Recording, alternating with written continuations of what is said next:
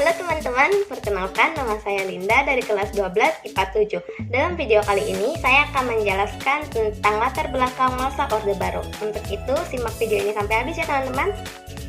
Orde Baru sendiri adalah tatanan bangsa dan negara yang ditetapkan kembali pada Pancasila dan Undang-Undang Dasar 1945 secara murni dan konsekuen. Orde Baru di Indonesia dimulai pada tahun 1966 sampai 1998. Masa Orde Baru dilatar belakangi oleh beberapa peristiwa. Yang pertama, peristiwa G30 SPKI atau Gerakan 30 September Partai Komunis Indonesia. Yang kedua, peristiwa Tritura atau Tiga Tuntutan Rakyat. Yang ketiga, peristiwa Super Semar atau Surat Perintah 11 Maret. Dan yang keempat adalah dualisme kepemimpinan nasional. Peristiwa yang pertama adalah peristiwa G30 SPKI. Peristiwa ini dilatar belakangi karena ketidakstabilan politik pada masa demokrasi terpimpin. Lalu diteruskan kembali konsep Nasakom yang membuat kedudukan PKI semakin kuat, dan adanya konflik antara pemerintah dengan TNI Angkatan Darat yang menentang PKI. Tak hanya terjadi krisis politik di Indonesia, juga terjadi krisis sosial dan krisis ekonomi yang membuat perekonomian Indonesia menurun. Harga-harga barang serta kebutuhan pokok melonjak tinggi, ketersediaan bahan pangan semakin langka, yang membuat banyak masyarakat Indonesia kelaparan dan jatuh miskin. Namun, sayangnya pemerintah tidak menghiraukannya. Pemerintah malah membuat proyek mercusuar yang membangun bangunan-bangunan megah seperti Tugu Monas, Stadion Gelora Bung Karno, Gedung Srina, Hotel Indonesia, beserta dengan patung Selamat Datang di Bundaran HI dan berbagai bangunan-bangunan megah lainnya.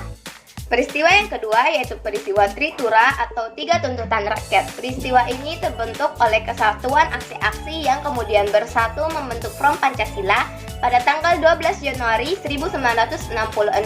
Isi Tritura sendiri yaitu pertama, bubarkan PKI, kedua, bersihkan menteri yang berhubungan dengan PKI, dan yang ketiga, turunkan harga. Namun tuntutan itu tidak dipenuhi oleh Soekarno, dan Soekarno membentuk kabinet barunya yaitu 100 menteri.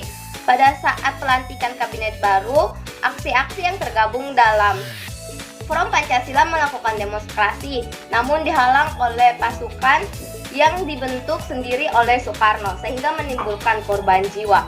Akibatnya Soekarno membubarkan KAMI, salah satu kesatuan aksi mahasiswa Indonesia yang tergabung dalam Front Pancasila, sehingga membuat masyarakat semakin ganas terhadap Soekarno.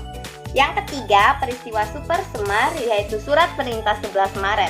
Latar belakang peristiwa ini terjadi karena Presiden Soekarno mengeluarkan surat perintah terhadap Letjen Soeharto yang diberi mandat untuk memulihkan kembali kondisi krisis politik serta kewibawaan pemerintah. Dan yang terakhir, yang keempat, yaitu dualisme kepemimpinan nasional.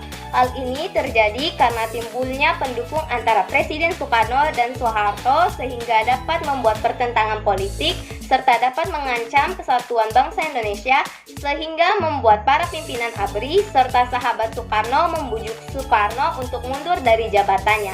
Soekarno pun menyetujuinya, dan Soekarno secara resmi mengundurkan diri pada tanggal 22 Februari 1967 dalam sidang istimewa MPRS.